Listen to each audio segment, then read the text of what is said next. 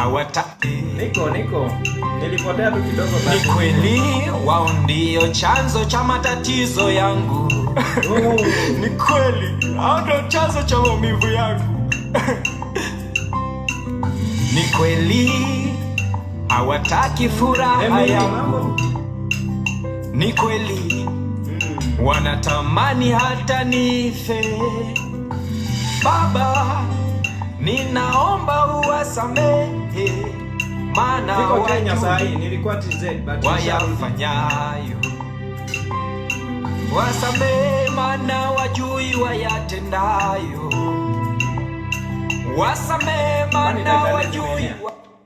Dakika 4 ati 4 sasa hadi ipo dakika 42 ndio hii 402.